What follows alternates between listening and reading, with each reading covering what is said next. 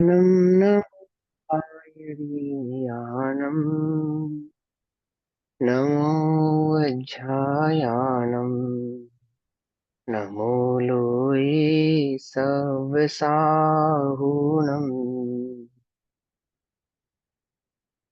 ओंकारं बिंदु संयुक्तं नित्यं ध्यायन्ति योगिनः कामदं मोक्षदं चैव ओंकाराय नमो नमः। मङ्गलं भगवान् वीरो मङ्गलं गौतमो गणी मङ्गलं कुन्दकुन्दार्द्यो जैनधर्मोऽस्तु मङ्गलम्। सर्वमङ्गलमाङ्गल्यं सर्वकल्याणकारकं प्रधानां सर्वधर्माणां जैनं जयतु शासनम्। नमः समय साराय स्वानुभूत्या चिकासते चित्स्वभावाय भावाय सर्वभावान्तरच्छिदे।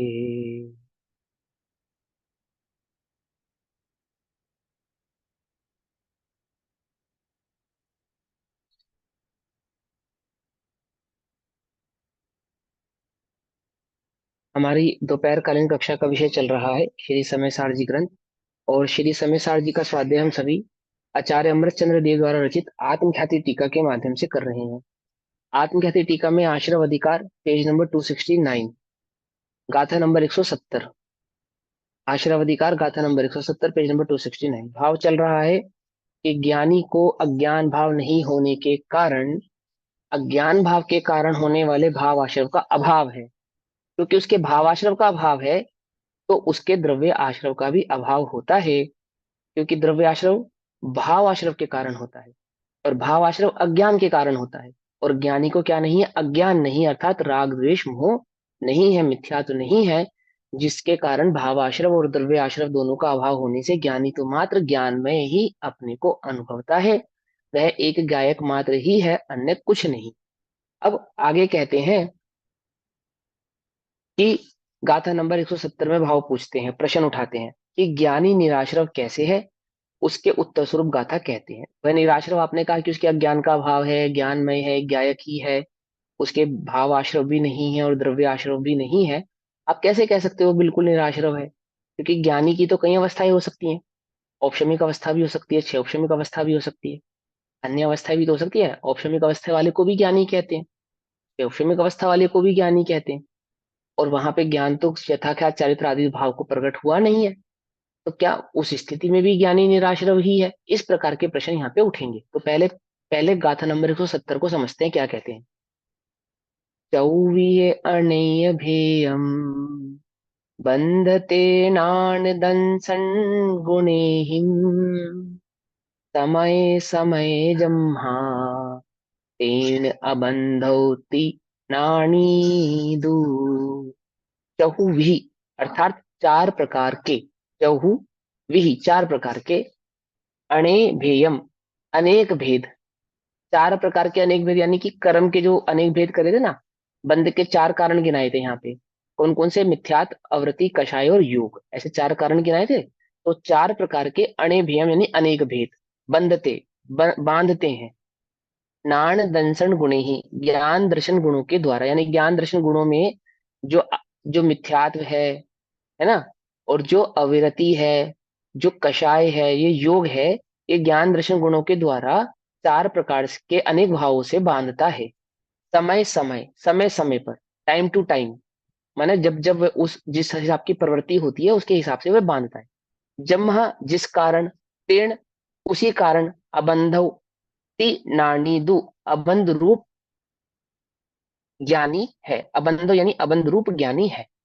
क्या कहते हैं गाथा में कि चार प्रकार के जो आश्रम समय समय पे ज्ञान दर्शन आदि गुणों को बांधते हैं, बहुभेद से कर्म को बांधते हैं, इससे ज्ञानी बंधता नहीं है, इससे ज्ञानी को बंधन नहीं होता।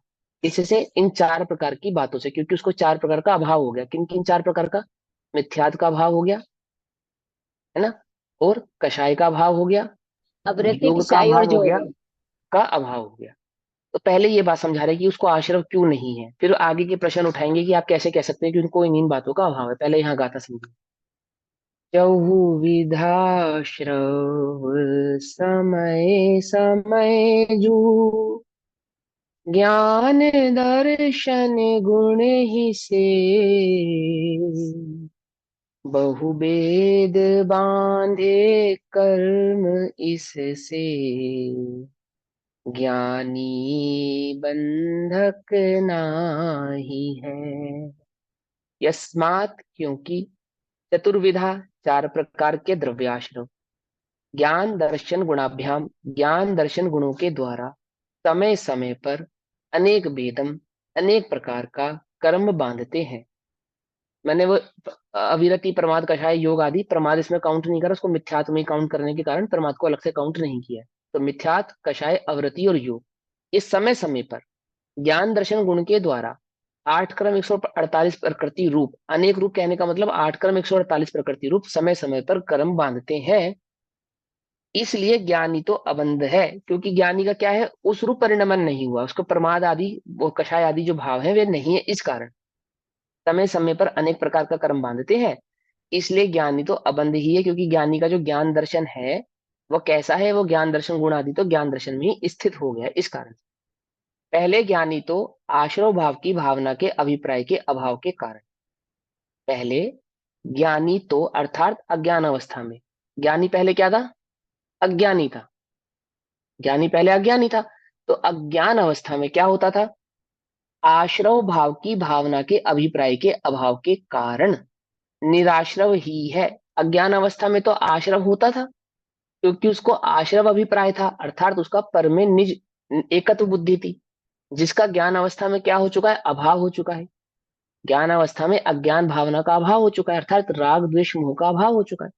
अब वो अभाव होने के कारण निराश्रव ही है, परंतु जो उसे भी द्रव्य प्रत्यय प्रति समय अनेक प्रकार का पुद्गल क्रम बांधते हैं, वहां ज्ञान गुण का परिणमन ही कारण है। क्या कहते हैं, परंतु जो उसे भी भाव आश्रम हुए बिना भी जो द्रव्य आश्रम के प्रत्यय उसको बंधते हैं, अर्थात कर्म बंधते हैं, अर्थात चारित्र मोहिनी कर्म के कारण जो कर्म बंधते हैं, या यूं कहें कि चार घातीय कर्मों के अभाव होने के बाद चार अघातिया में जो द्रव्य आश्रम होता हुआ प्रतीत होता है या दिखाई देता है या कहा जाता है, दो बातें हो गई ना।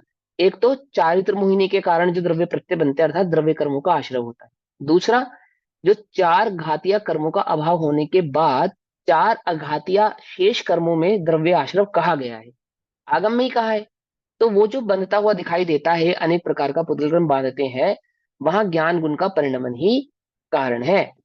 अब यहाँ प्रश्न होता है कि ज्ञान गुण का परिणमन बंध का कारण कैसे है, उसके उत्तर की गाथा रूप कहते हैं। ये थोड़ा सा मैं कंफ्यूज हो रहा हूँ समझाने में, एक सेकंड रुको।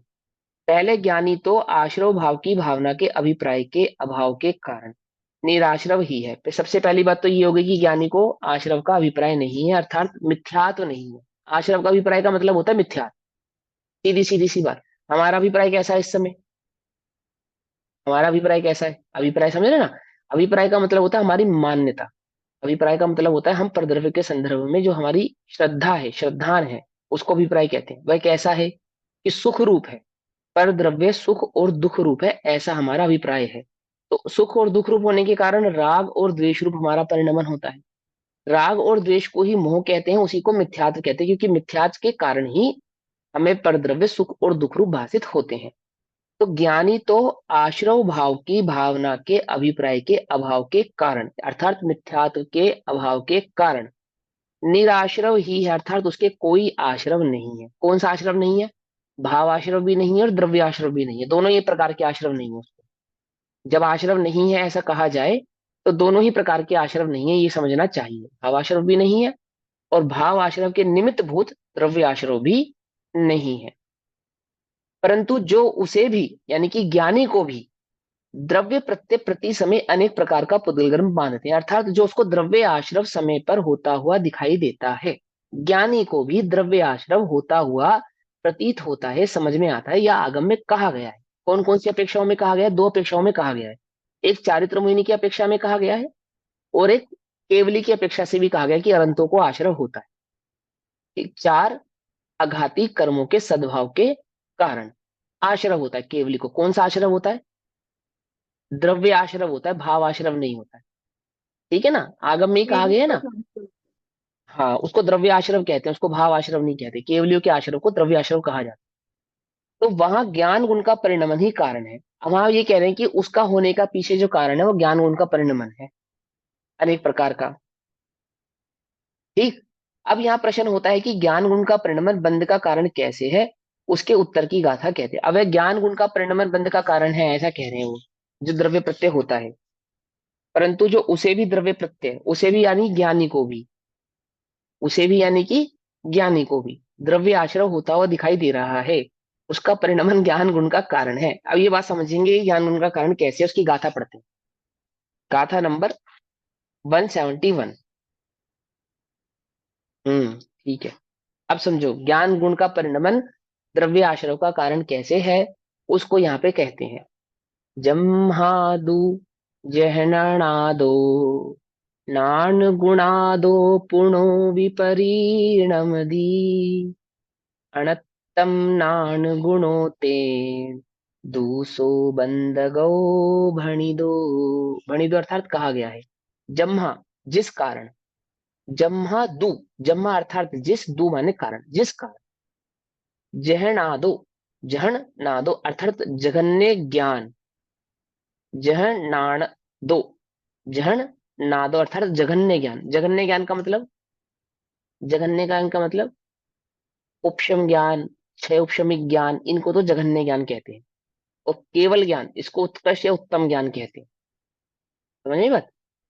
नाण गुणादो, ज्ञान गुण, जघन्य ज्ञान जहन आदो अर्थात जघन्य ज्ञान आदि गुण, नाण गुणो गुणादो ज्ञान गुण, गुणों फिर भी परिणमदी परिणमन करता है। अच्छा, जिस प्रकार ज्ञान गुण जघन्य रूप से परिणमन करता है। अनंतम अन्य रूप, अनंतम अन्य रूप, नाण गुणो वह ज्ञान गुण, तेण इसी कारण, तो बंदगो भणिदो बंद का कारण कहा गया है। बंद को अर्थात बंद का, भणिदो अर्थात कहा गया है कारण। ज्ञान गुण का जो जघन्य परिणमन है, उस ज्ञान गुण के जघन्य परिणमन के कारण ज्ञान गुण को बंद का कारण कहा गया है। क्या कहा? ज्ञान गुण का जघन्य परिणमन। अब ज्ञान गुण का जघन्य परिणमन किसे कहते हैं, ये बात अभी टीका में आचार्य देव हमको समझाएंगे। वैसे मैं आपको टीका पढ़ने से पहले समझाता हूँ, ज्ञान गुण का जघन्य परिणमन का अर्थ क्या है। कि ज्ञान का उत्तम परिणमन तो केवल ज्ञान है। ज्ञान कला कहा जिसको पीछे की गाथाओं में, कि वे परिपूर्ण ज्ञान कला को प्राप्त होता है। और केवल ज्ञान को ज्ञान कला वहां पे ब्रैकेट में डाल के समझाया हम, कि वह जो केवल ज्ञान है वो ज्ञान कला है। अर्थात ज्ञान का जो उत्कृष्ट पना है, उत्तम पना है, वह तो केवल ज्ञान है। यदि वह केवल ज्ञान रूप नहीं है, तो किस रूप है? कि वह अवश्य ही जघन्य रूप है। और जघन्य रूप होने की दो अवस्थाएं हैं। कौन कौन सी? यदि वह छायिक नहीं होगा तो औपशमिक होगा या क्षय औपशमिक होगा। पकड़ में ही बात। या तो वो औपशमिक होगा या तो वह क्षय औपशमिक होगा। जब ज्ञान गुण औपशमिक या क्षय औपशमिक रूप से परिणमन करेगा, तो वह अवश्य ही बंध के कारण को प्राप्त होगा। किसके कारण?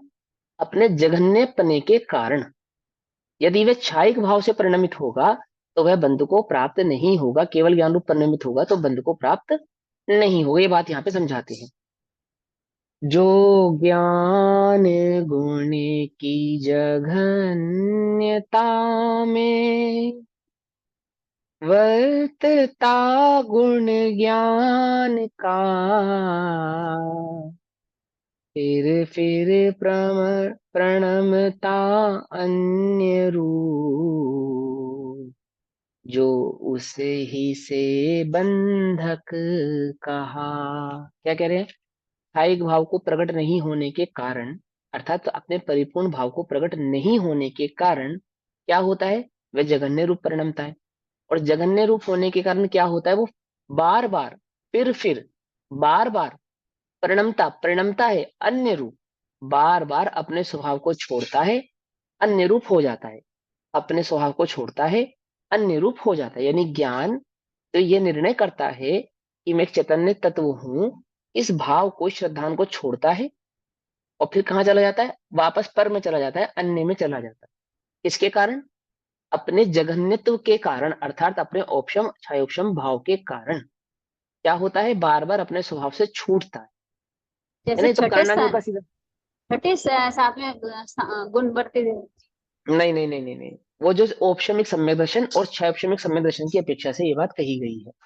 ज्ञान कहने का मतलब मात्र ज्ञान गुण नहीं होता, ज्ञान कहने का मतलब रत्नत्रय तीनों ही होते हैं। ज्ञान श्रद्धान चारित्र तीनों की ही उसमें एकता है, सम्यकता है। ये बात पहले अच्छे से समझा चुके हैं। कहीं कहीं पे ज्ञान को आत्मा ही कहेंगे और कहीं कहीं पे ज्ञान गुण कह के उसमें सभी गुणों को गर्भित कर लेना, ऐसा जानना चाहिए। अब ज्ञान गुण की जघन्यता क्या है? यानी कि ज्ञान का औपशमिक भाव और ज्ञान का क्षयोपशमिक भाव।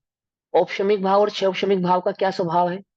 ये तो हम करना युग में समझ में कर आए हैं, पढ़ कर आए हैं कि औपशमिक भाव यानी कि जो नियम से अंतर्मुहूर्त मात्र के अंदर छूटे, नियम से अंतर्मुहूर्त मात्र के अंदर अंदर वापस से स्खलित हो जावे। और क्षोभशमिक भाव का क्या भाव पढ़कर आए हैं? कि वो नियम से छूटता है, हाँ ये है कि उसके छूटने की अवधि 35 या 66 सागर हो सकती है, यानी 66 सागर की मैक्सिमम अवधि के बाद वो नियम से छूटता है। तो जो स्वभाव से छूटेगा वो कहाँ जाएगा? जो स्वभाव से छूटेगा वो कहाँ जाएगा? ऑब्वियसली वो परभाव में जाएगा। ऑब्वियसली जाएगा ना परभाव में। जो स्वभाव में छूटेगा वो परभाव में जाएगा, क्योंकि अन्य कोई भाव है नहीं, दो ही भाव है, या तो स्वभाव है या तो परभाव है। बीच की कोई स्थिति नहीं है कि वे स्व में भी रहे और पर में भी रहे, ऐसी कोई स्थिति नहीं है। ठीक है ना? तो स्वभाव से छूटेगा तो नियम से परभाव में ही जाता है। कहते हैं यस्मात तू, क्योंकि, यस्मात तू अर्थात क्योंकि, ज्ञान गुण, ज्ञान गुण, जघन्यात ज्ञान गुणात अर्थात जघन्य ज्ञान गुण के कारण, पुनरपि फिर से भी, माने लौट कर भी, फिर से भी यानी कि बार बार या लौट कर या पुनः फिर भी, अन्यत्वम अन्य रूप से, परिणमते परिणमन करता है। जघन्य ज्ञान लौट वापस से पर में जाता है, वापस लौटकर पर में जाता है। जहां से छूटकर ज्ञान स्वभाव में स्थित हुआ था, अपने ज्ञान स्वभाव से छूटकर वापस पर में जाता है। कौन सा ज्ञान? जघन्य ज्ञान। जघन्य ज्ञान ये समझना ध्यान से, जघन्य ज्ञान है ना। देखो अगर हमने कर्णन जघन्य उत्तम आदि ज्ञान के ये भाव समझे नहीं होते तो ये गाथा हमें समझ में आ जाती? बोलो। अगर हमें उपशम क्षयोपशम छाई भाव हमें नहीं पढ़ा होता, हमने नहीं समझा होता, तो ये गाथा हमें समझ में आ जाती? ये जो 171 नंबर की गाथा है, सोचो। मैं खुद कह रहा हूं, मैं भी इसको पढ़ के एक बार के लिए कंफ्यूज हो गया, क्योंकि मेरे दिमाग में कौन सी सारी अपेक्षा चल रही थी? सारी द्रव्यों की अपेक्षा चल रही थी। और जैसे ही ये गाथा आई तो एकदम से क्लियर हो गया कि अच्छा अच्छा, वो ऑप्शन छह ऑप्शन छाई भाव आदि की अपेक्षा से आचार्य देव यहाँ पे ये बात कह रहे हैं। ये बात मैंने पता है क्यों कही? जो मुझे लगा मैं अपनी अपेक्षा बताता हूँ, आप लोग अपनी बुद्धि से समझना। कि अगर हमें ऐसा लगता है कि हम कर्णन व्यर्थ है समझना, या कर्णन की अपेक्षा को समझने से कोई लाभ नहीं है, तो हमारी ये बहुत बड़ी भूल है। द्रव्यनुग समझ में नहीं आएगा हमें। द्रव्यनुग में क्या बात कही गई है, किससे भिन्नता बतलाई गई है, किन अपेक्षाओं की अपेक्षा से ज्ञान को उत्तम जगन्य आदि कह रहे हैं, ये बात हमें समझ में ही नहीं आएगी। उसमें तो द्रव्य कर्म भाव कर्म की अपेक्षाएं हैं, द्रव्य आश्रव भाव आश्रव की अपेक्षाएं हैं, उसको ज्ञानी अज्ञान की दो अपेक्षाएं मानी गई हैं, और चारित्र मोहिनी आदि को बंद ही नहीं माना गया है। ये सब हमें समझ में आने वाला ही नहीं है यदि हमने कर्णान्यु की इन अपेक्षाओं को सही प्रकार से समझा ना हो तो। पकड़ में ही बात। हम यहाँ पे जगन्य को छूटने वाला होने के कारण बंद का कारण कह रहे हैं। ज्ञान जिसको हमेशा उन्होंने अभी तक क्या सिद्ध किया? निर्बंधता का कारण है। अभी तक यही सिद्ध करते आए थे कि एक ज्ञान भाव ही जीव के अबंध होने का कारण है। उसी ज्ञान भाव में अब ये एक अपेक्षा लगाई कि ज्ञान भाव बंध का कारण है। कौन सा ज्ञान भाव? जघन्य ज्ञान भाव। जघन्य कहने का तात्पर्य अस्थिर।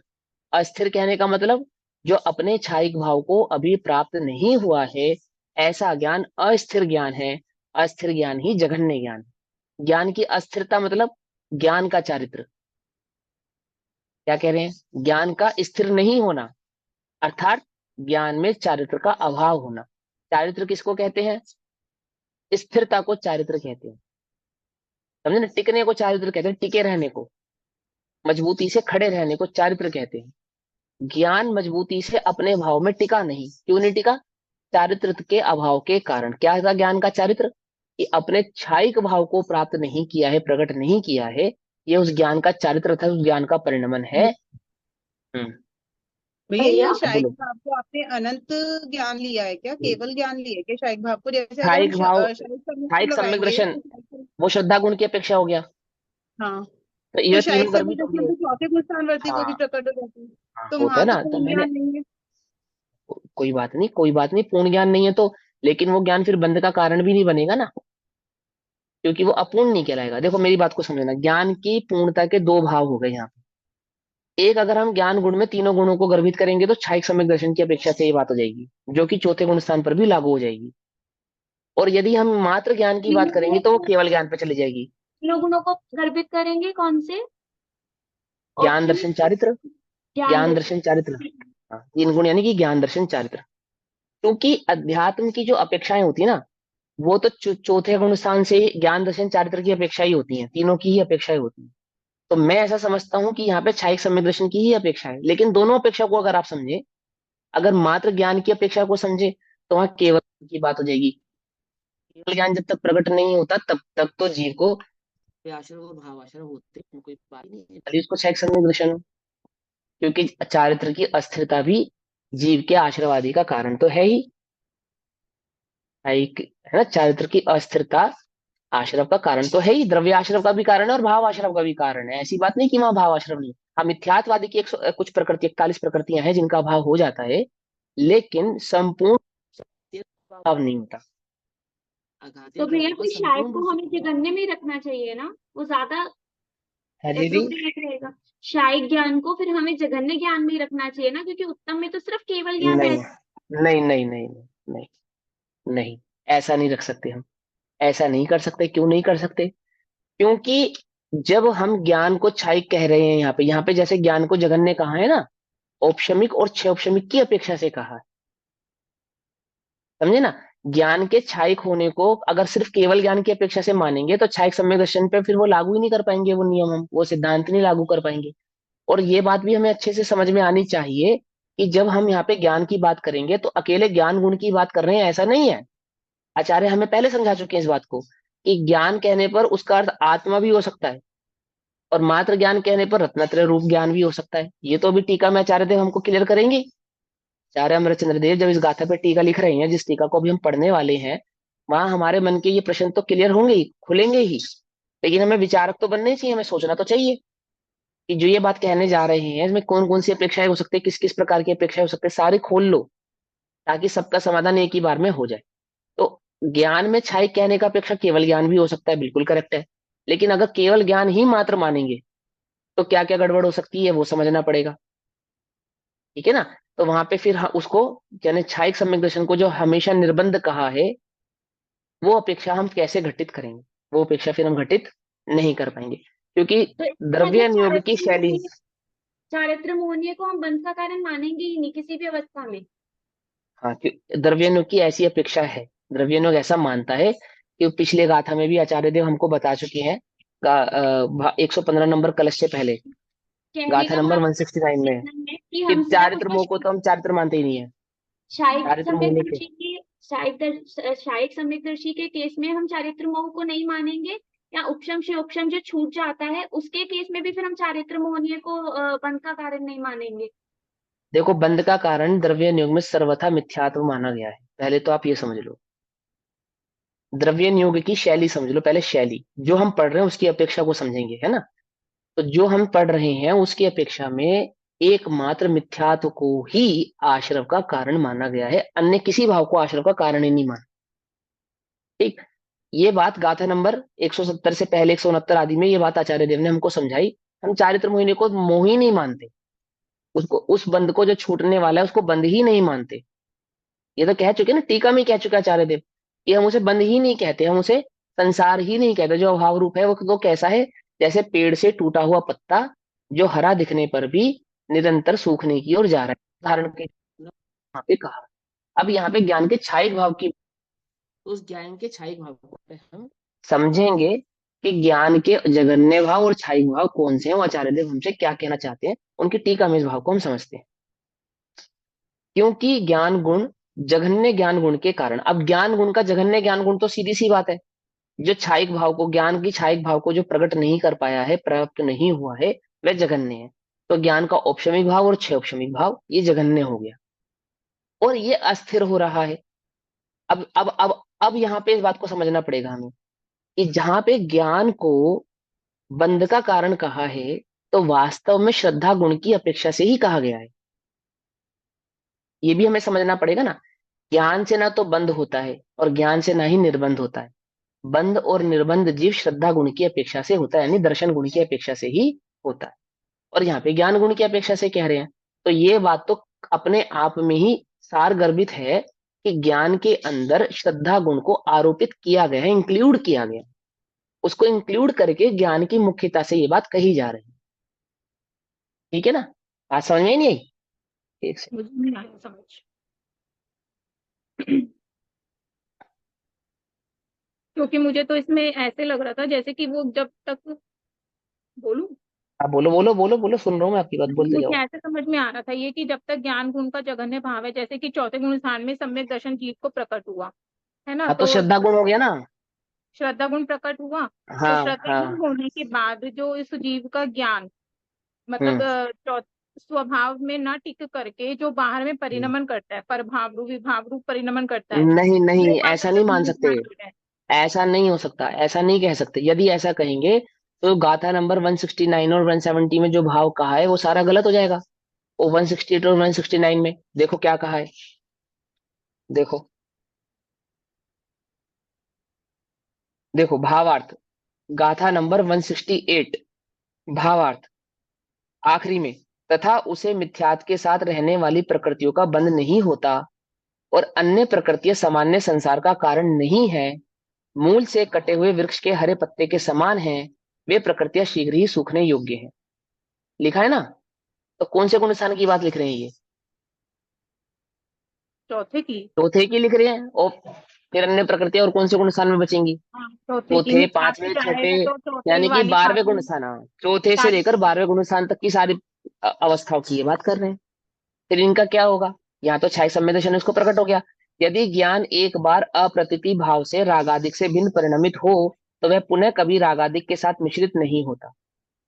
अब कौन ज्ञान, ज्ञान मिश्रित नहीं होता किसकी अपेक्षा से कह रहे हैं ये? केवल ज्ञान की अपेक्षा से कह रहे हैं। यदि यहाँ पे केवल ज्ञान माना जाए तो नीचे लिखी हुई बात का तो कोई मतलब ही नहीं रह जाएगा। इस प्रकार उत्पन्न हुआ रागादि के साथ ना मिला हुआ ज्ञानमय भाव सदा रहता है। फिर जीव अस्थिरता रूप से रागादि में युक्त होता है, वह निश्चय दृष्टि से युक्तता ही नहीं है। तो क्या आप ऐसा मानोगे कि केवल ज्ञानी को अस्थिरता के कारण रागादि की युक्तता होती है? ऐसा मानोगे? अस्थिरता के कारण राग आदि की युक्तता तो चौथे गुण स्थान से लेकर 12वें गुण स्थान तक के जीव को ही होती होगी। ये तो चौथे कॉमन से सेंस की बात छठी है। चौथे से 12वें, 12वें, हाँ चौथे से 12वें 12वें में तक में अभी भी होती है। पूर्वक रहता है तब भी, मतलब संजलन कषाय है। कषाय यानी कि रागादिक भाव। अस्थिरता। ठीक है ना। कषाय का मतलब ही रागादिक भाव होता है। कषाय का मतलब ही यही होता है। ठीक, ये देखो कहते हैं, फिर जीव अस्थिरता रूप से रागादि में युक्त होता है। अस्थिरता किसको होती है? केवली को अस्थिरता होती है। अगर केवली को अस्थिरता मानेंगे तो अनंत दर्शन, अनंत ज्ञान, अनंत सुख, अनंत विदय का क्या होगा? बोलो। अस्थिर जीव को अनंत दर्शन, अनंत ज्ञान, अनंत सुख, अनंत वीर्य प्रकट हो जाएंगे? नहीं होंगे ना। इसका मतलब यहाँ से चौथे से 12वें गुण स्थान के बीच की बात चल रही है, क्योंकि वे सारे गुण स्थान अस्थिरता के गुण स्थान है। और जबकि ऊपर लेकिन यहाँ लिख 11वें और दिया गया है 12वें कि तो जैसे मोह बिल्कुल ही उपशांत हो जाता है और 12वें में तो क्षीण हो जाता है। कंप्लीट मान लें, फिर 11वें में केवली मान लें उसको। नहीं, क्यों नहीं मान रहे फिर आप, जब उपशांत हो गया, क्षीण हो गया तो? अनंत सुख प्रकट नहीं हुआ अभी उसे। हाँ तो बात समझो ना, अपेक्षा को समझो। ये ऐसे क्वेश्चन सिली से क्वेश्चन है बिल्कुल। उसके भाव को समझो, क्या कहना चाह रहे हैं। ठीक, यहाँ पे समझो। यदि ज्ञान एक बार अप्रतीति भाव से रागादिक से भिन्न परिणमित हो, तो वह पुनः कभी रागादिक के साथ मिश्रित नहीं होता। अब इस लाइन का अर्थ क्या निकाले? केवली माने। केवली माने, यदि केवली मानते हैं तो नीचे की कहीं भी बात का क्या औचित्य रह जाता है? और यदि केवली नहीं है, ऐसा मानते हैं, तो दैट मीन्स वहां पे चौथे गुण स्थान से लेकर 12वें गुण स्थान तक की बात चल रही है। तो चौथे गुण स्थान में अप्रतीति भाव से ज्ञान का प्रकट होने का मतलब क्या है? केवल ज्ञान। यानी कि वहां पे क्षायिक सम्यक दर्शन का आरोप किया गया है। इसका मतलब यह है, वहां पे ज्ञान को आरोपित करके दर्शन गुण को, माने ज्ञान में दर्शन को आरोपण दिया गया है और ज्ञान की मुख्यता से बात कही जा रही। क्यों? क्योंकि ज्ञान कहने का अर्थ मात्र ज्ञान नहीं होता, ज्ञान कहने का अर्थ आत्मा भी होता है, और ज्ञान कहने का अर्थ रत्नत्रय गर्भित व आत्म चैतन्य तत्व भी होता है, उसकी अवस्था भी होती है, इसमें सारे गुण गर्भित हो जाते हैं। तो ज्ञान दर्शन चारित्र सभी की मुख्यता उसके अंदर हो जाती है, क्योंकि इससे पिछली गाथाओं में इस बात को सिद्ध किया था, एक ज्ञान ही आत्मा है, अन्य कुछ नहीं है, ज्ञान ही दर्शन है, ज्ञान ही ज्ञान है, और ज्ञान ही चारित्र है। याद है? भूल गए वो गाथा? ज्ञान को ज्ञान कहा, ज्ञान को ही दर्शन कहा, और ज्ञान को ही चारित्र कहा। इसलिए यहाँ पे जब ज्ञान की मुख्यता से कहा जा रहा है, वहां अंडरस्टूड होनी चाहिए ये बात कि यहाँ श्रद्धा गुण भी इसी में गर्भित है और चारित्र गुण भी इसी में गर्भित है। यहाँ पे ज्ञान के अप्रतीति भाव का मतलब छायिक सम्यक दर्शन है। बात समझ में आ गई या नहीं समझ में आ गई? तो यहाँ जो बात कही जा रही है, कथन किए जा रहे हैं, वो छायिक सम्यक दर्शन की अपेक्षा से कहे जा रहे हैं, ना कि केवल ज्ञान की अपेक्षा से। कुछ बात समझ में आ रही है, नहीं समझ में आ रही है? यदि केवल ज्ञान ये जो प्रकट लिखा है होने कि के, यदि ज्ञान एक बार अप्रतिपाती भाव से राग आदि से भिन्न परिणमित हो जाता है तो दोबारा कभी राग के साथ मिश्रित नहीं होता, ये शायिक सम्यक हाँ दर्शन होगा यहाँ पे इसका अर्थ समझ। हाँ, ये छायिक सम्यक दर्शन की अपेक्षा से कहा गया है। आ गई बात समझ में या नहीं समझ में आई? और लिंक कैसे करेंगे आप कि वहां पे ऐसे समझा दिया उन्होंने कि ज्ञान ही दर्शन है, ज्ञान ही ज्ञान है, ज्ञान ही चारित्र है, ज्ञान ही आत्मा है, हम तो ज्ञान कहेंगे, तुम ज्ञान से सबरी बात समझते चले जाना। स्थिर कर दिया ना इस बात को, क्योंकि वहां पे ज्ञानी को यदि केवल ज्ञानी मानेंगे और छोटे गुण स्थान वाले को ज्ञानी नहीं मानेंगे, तो उस पर अज्ञानी संज्ञा लागू हो जाएगी, और फिर इस तरह के कोई नियम ही नहीं रह जाएंगे कि चारित्र मोहिनी आदि और ये सब भेद ही नहीं रह जाएंगे, क्योंकि ये भेद केवली पे लागू होते नहीं है। पर आपने उस समझ टाइम में जब बात? समझाया था तो आपने ये बात बोली हाँ थी कि यहाँ पे शायद सम्यक दर्शन की अपेक्षा से बात समझाई है, पर ये नियम हाँ औपशमिक सम्यक दर्शन पे भी लागू होता है।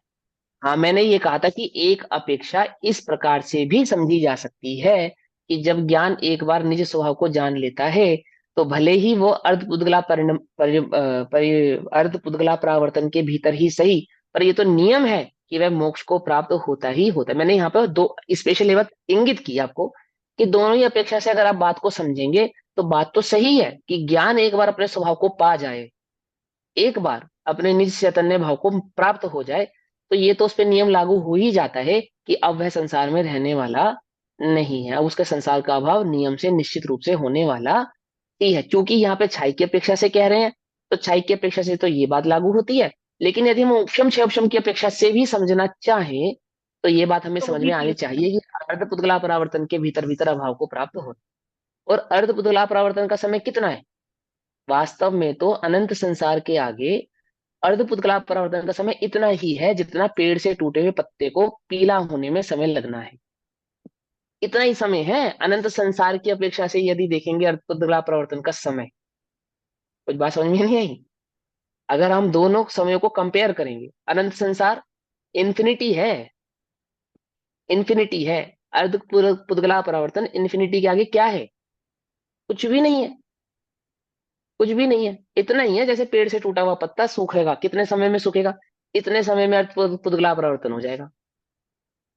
कुछ बात समझ में आ रही है नहीं आ रही है? और अर्धपुतगला परावर्तन होने के लिए कितना समय लगता है, आपको क्या लगता है? अर्धपुतगला परावर्तन होने में कितना समय लगता है? बहुत समय लगता है। जरूरी नहीं कि बहुत समय लगे, जरूरी निगोज नहीं में है। चला गया तो जल्दी कवर हो जाएगा। हाँ, जल्दी कवर हो जाएगा।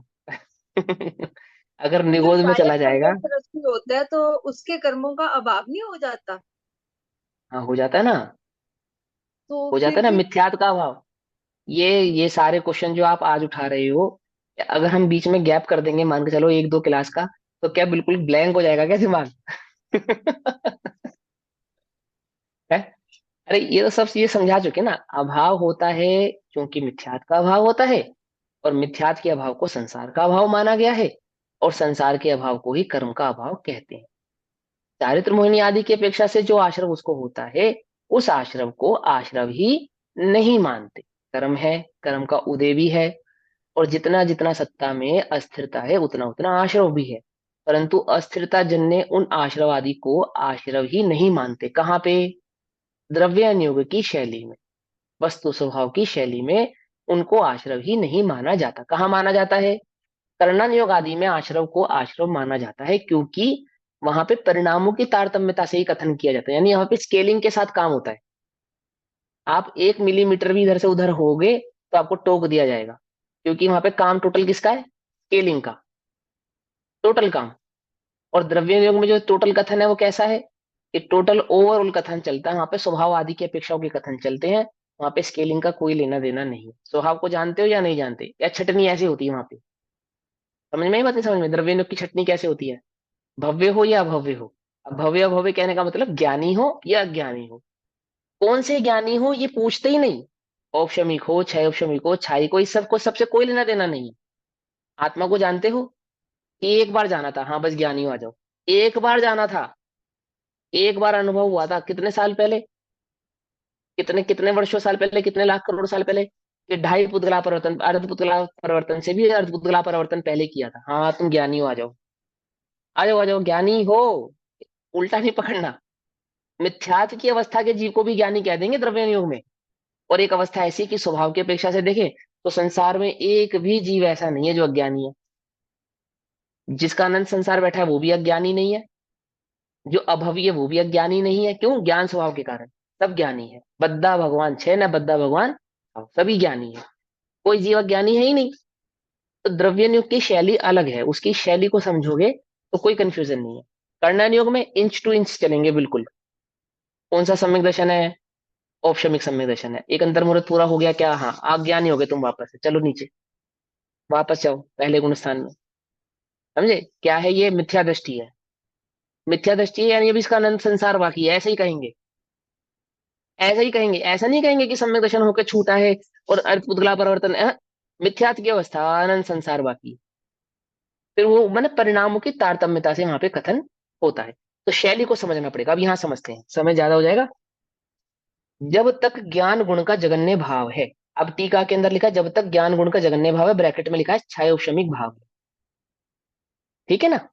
यानी कि उसमें उपशम और छह उपशम दोनों भाव गर्भित हो गए। जब तक ज्ञान गुण का जगन्य भाव है यानी कि छह उपशमिक भाव है, तब तक वह ज्ञान गुण अंतर मुहूर्त में विपरिणाम को प्राप्त होता है। विकारी परिणाम को प्राप्त होता है। विपरिणाम अर्थात विकारी परिणाम को प्राप्त होता है। विकारी परिणाम यानी कि मिथ्यात्व को प्राप्त होता है। अब ज्ञान मिथ्यात्व को प्राप्त कब कब होता है? श्रद्धान की अपेक्षा से ही ज्ञान को मिथ्या और सम्यक, ये दो संज्ञाएं प्राप्त होती। ज्ञान कभी मिथ्या या सम्यक नहीं होता, श्रद्धा की अपेक्षा से ही उसको मिथ्या और सम्यक इस प्रकार की संज्ञाएं प्राप्त होती है। ठीक है ना? तो क्या कहते हैं? जब तक ज्ञान गुण जगन्य भाव है, क्षयक्षमी भाव है, तब तक वह ज्ञान गुण अंतर मुहूर्त में विपरिणाम को प्राप्त होता है। इसलिए पुनः पुनः, लौट लौट कर, फिर उसका अन्य रूप परिणमन होता है, यानी कि वापस वह पर में जाता है। वापस उसका परिणमन पर पदार्थों में, पर द्रव्य में निज रूप से होता है। वह ज्ञान गुण का जगन्य भाव से परिणमन यथा ख्यात चारित्र अवस्था के नीचे, कौन सी है यथा ख्यात चारित्र अवस्था? कौन सा गुण स्थान है? 12वां। ग्यारहवा तेरवा, बारहवा, 12वां। 12वां। तेरवा, तेरवा बारवा नहीं, तेरवा ही है। बारवा कंप्लीट होता है और वो तेरवा मैंने जो अरिहंतों का गुण स्थान है वो यथा ख्यात चारित्र गुण स्थान है। ठीक है ना? अब फिर समझो, जब हम कर्णानुयुक्त की शैली में समझेंगे तो बारवा तेरवा, बारहवें का अंतिम समय और वो तेरवा। लेकिन यहाँ तो सीधा सीधा से कहेंगे या तो तेरवा होगा या तो बारहवा होगा। समझ रहे मेरी बात? या तो बारहवा होगा या तो तेरवा होगा। तो वास्तव में तो वो तेरवा ही गुण स्थान है। अरिहंतों का जो गुण स्थान कौन सा गुण स्थान है? 13वां। तेरवा गुण स्थान है। यथा क्या चारित्र तेरहवें गुण स्थान में प्रकट होता है। ठीक है ना? मैंने वो स्थूल कथन है, बिल्कुल उसकी अपेक्षा से समझो। यहाँ पे इंच टू इंच की बात नहीं है, यहाँ तो सीधी सीधी सी बात है। यथा क्या है? तेरवा है, ऐसा। तो तेरहवें से नीचे के गुण स्थान कितने हो जाएंगे? यानी कि चौथे से लेकर, पहले से लेकर बारहवें तक के सारे गुण स्थान उसके अंदर गर्भित हो जाएंगे। तो यथा ख्यात चारित्र अवस्था के नीचे अवश्यम भावी राग का सद्भाव होने से बंध का कारण ही है। अवश्यम भावी राग का सद्भाव होने से मतलब माने जितनी जितनी वहां पे कषाय मौजूद है, जघन्य रूप से यदि वहां पे संजुलन है तो अनुबंधी को संजुलन, छोड़ के बाकी चारों तीनों बाकी कषाय। चारों, हाँ जितनी वहां पे अवेलेबल है उतना उतना अवश्यम भावी भाव होने के कारण राग है। और जितना जितना राग है तो उतना उतना बंध भी वहां पर है। सयुपशमिक ज्ञान एक गे पर अंतर मुहूर्त ही ठहरता है। सयुपशमिक ज्ञान एक गे पर अंतर मुहूर्त ही ठहरता है। फिर वह अवश्य ही अन्य ज्ञेय को अवलंबनता है, अर्थात वह ज्ञान पलट के अन्य ज्ञेयों की ओर जाता ही है। स्वरूप में भी वह मुहूर्त मात्र ही टिक सकता है।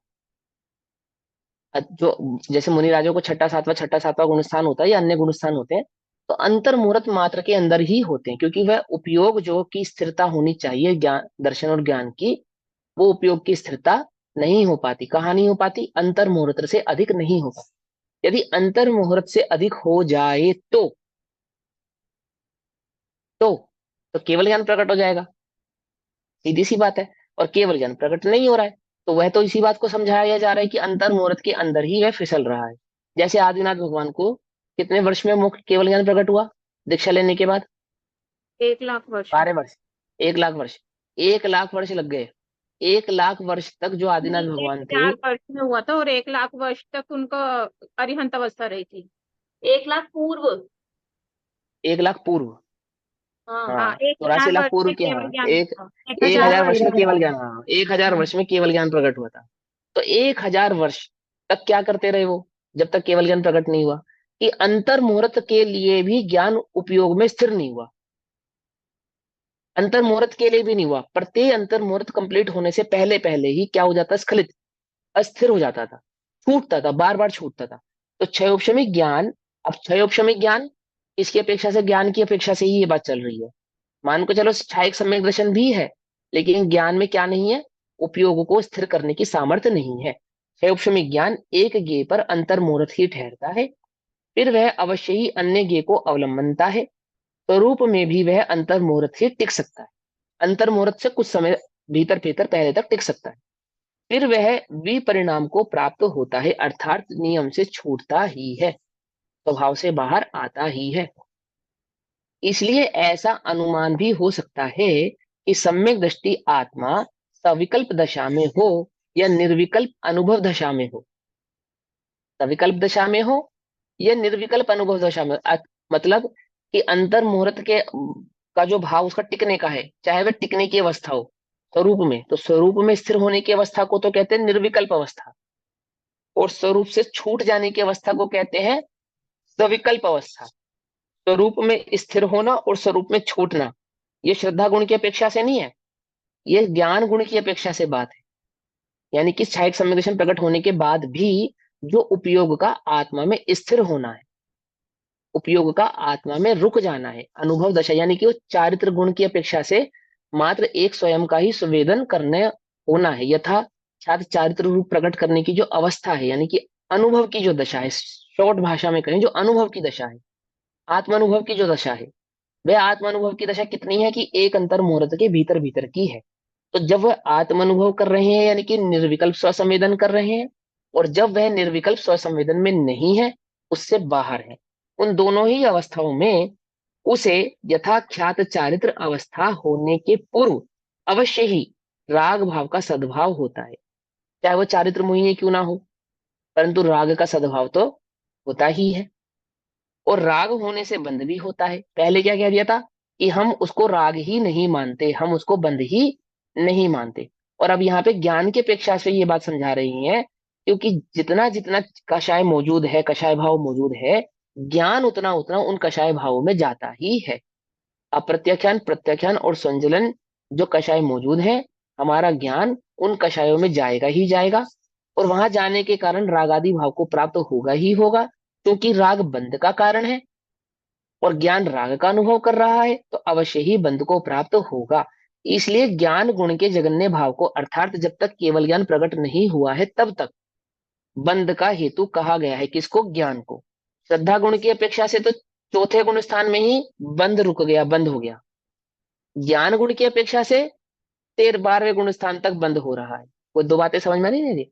यदि हम सम्यक दर्शन की अपेक्षा से कहें, यदि उसने श्रद्धान की अपेक्षा से आत्मा को जाना है, अनुभव किया है, छायक सम्यक दर्शन को प्रकट किया है, दर्शन मोह का भाव होने के बाद चारित्र मोहिनी के आश्रव को हम आश्रव ही नहीं मानते, चारित्र मोहिनी के बंध को हम बंध ही नहीं मानते। लेकिन ज्ञान की अपेक्षा से देखने पर वहां पे बंध भी है, राग भी है, जितना जितना कषाय भाव है उतना उतना बंध भाव भी है।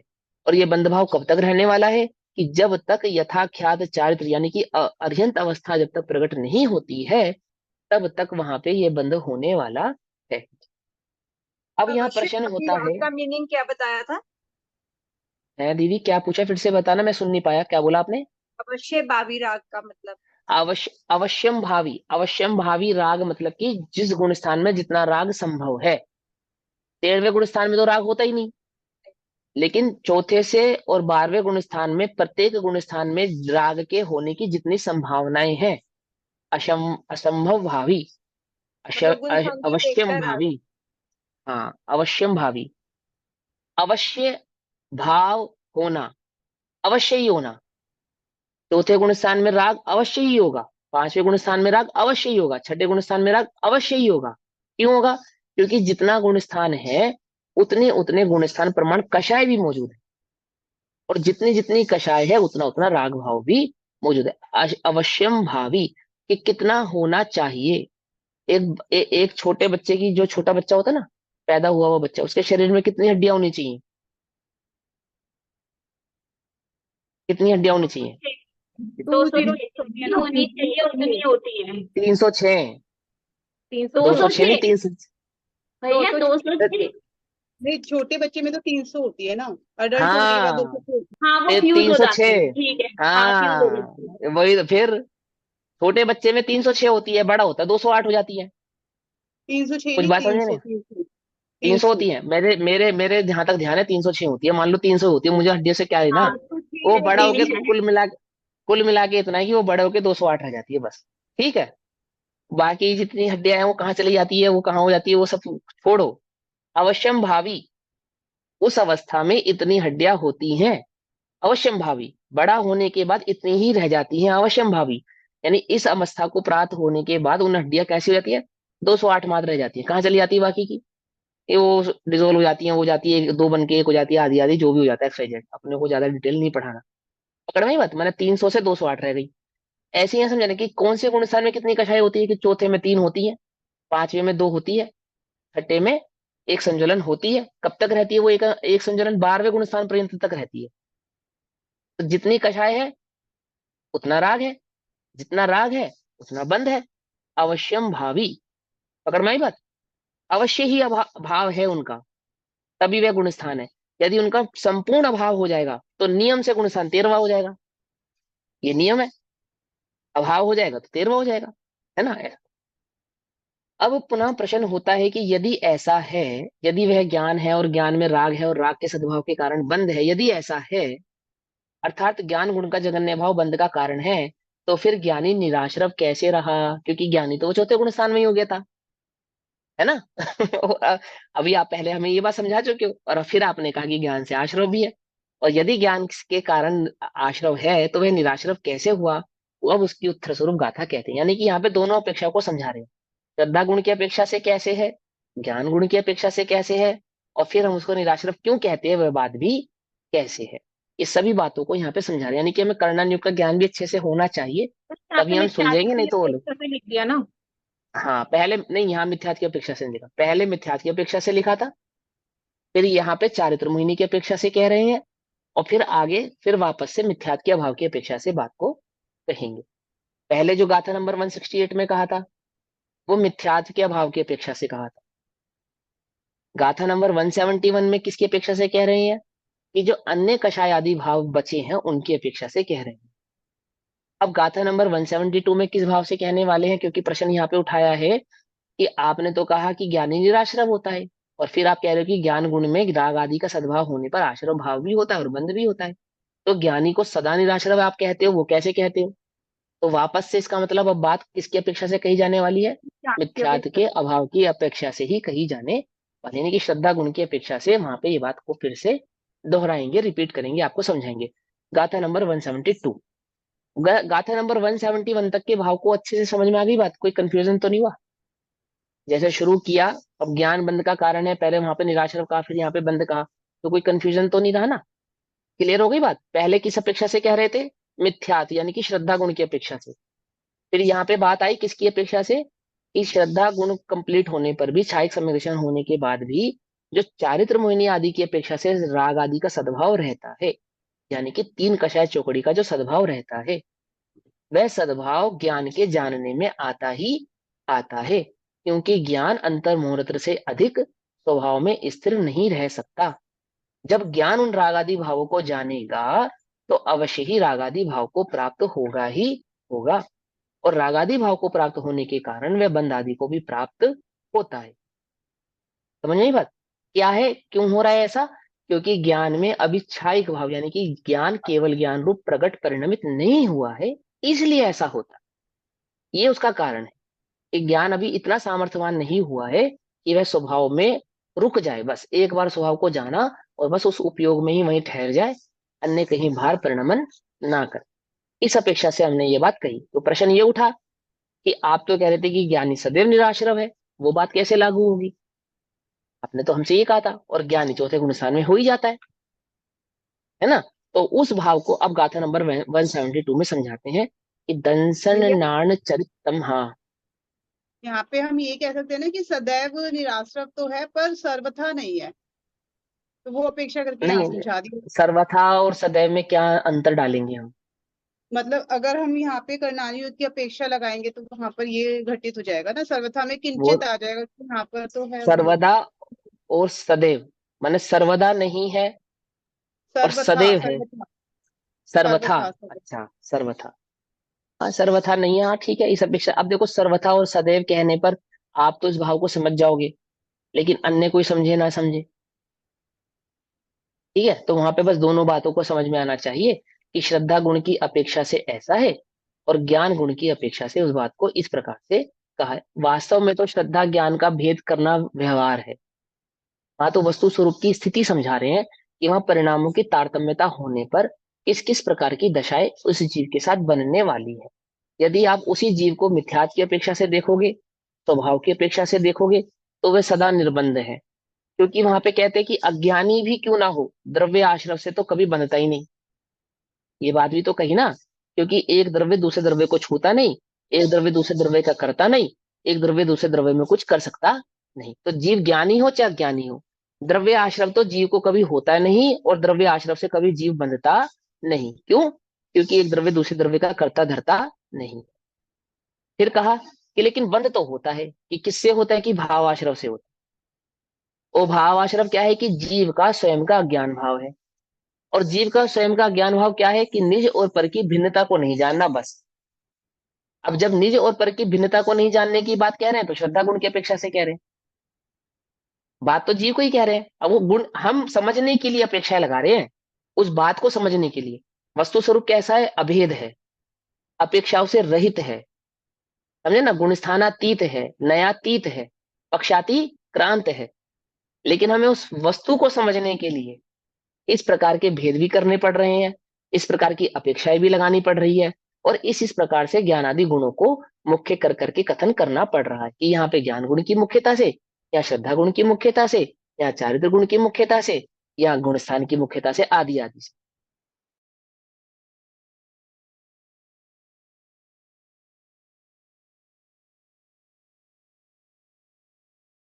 कभी बना नहीं है कि द्रव्य आश्रव तो कभी होता ही नहीं। तो बोले क्या होता है? भाव आश्रव होता है। भाव आश्रव क्या है? जीव का स्वयं का अज्ञान भाव। अज्ञान भाव क्या है? निज और पर की भिन्नता को नहीं जानना।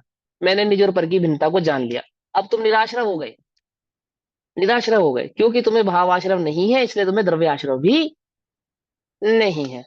पर हमने तो ऐसा सुना था कि उस गुण स्थान में भी आदि आदि बंद होते हैं, राग आदि भाव होते हैं।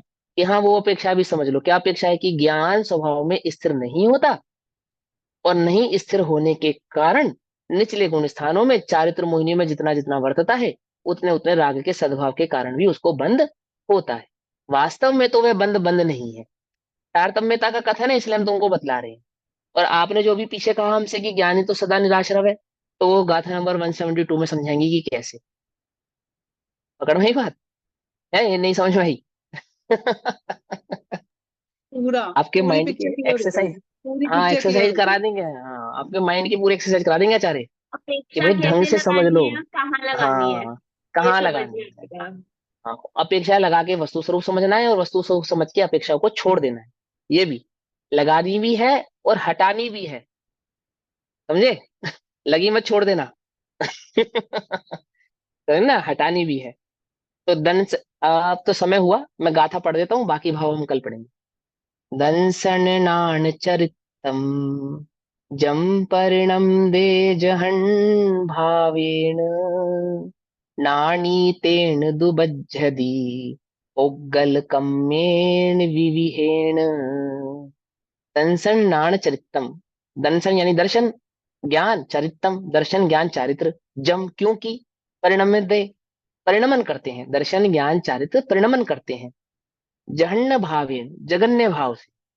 जब ज्ञान जगन्य भाव से परिणमता है तो मात्र ज्ञान ही जगन्य भाव से परिणमता है ऐसा नहीं, बोले दर्शन ज्ञान चारित्र जब जगन्य भाव से परिणमित होते हैं, नानी यानी ज्ञानी, तेण इसी कारण, दु कारण, बज्जति बंधता है, पोग्गल कम्मेण पोग्गल कर्म से, विविहेण विविध प्रकार के। दर्शन ज्ञान चारित्र जब जगन्य रूप से परिणमित होते हैं तो ज्ञानी विविध प्रकार के कर्मों से बनता है। अब दर्शन जगन्य रूप परिणमित होगा तो दर्शन की अपेक्षा से बंधेगा, ज्ञान जगन्य रूप परिणमित होगा तो ज्ञान की अपेक्षा से बंधेगा, और चारित्र जगन्य रूप परिणमित होगा तो चारित्र की अपेक्षा से बंधेगा। जो भी छायिक भाव को प्रकट कर लेगा, यानी ज्ञान छायिक को प्रकट कर लेगा तो ज्ञान की अपेक्षा से नहीं बंधेगा, दर्शन छायिक भाव को प्रकट कर लेगा तो दर्शन की अपेक्षा से नहीं बंधेगा, और चारित्र छायिक को प्रकट कर लेगा, अपने संपूर्ण भाव को प्रकट करता है तो छायिक की अपेक्षा से बंध होने वाला नहीं है। ये तीन गुण जगन्य रूप से परिणमित होते हैं, तो ज्ञानी के जो भी भाव जगन्य होगा, यानी ज्ञान भाव जगन्य होगा तो ज्ञान की अपेक्षा से, दर्शन भाव जगन्य होगा तो दर्शन की अपेक्षा से, और चारित्र भाव जगन्य होगा तो चारित्र की अपेक्षा से ज्ञानी को भी बंध होता है। ये बात गाथा नंबर 172 में कही, भाव हम कल पढ़ेंगे। तब तक के लिए सभी को जय जिनेन्द्र। ओम नमः सिद्धेभ्यः। निज निधि निज में बताई यह अनंत उपकार है, उसके लिए जिनवाणी माँ को वंदना शतबार।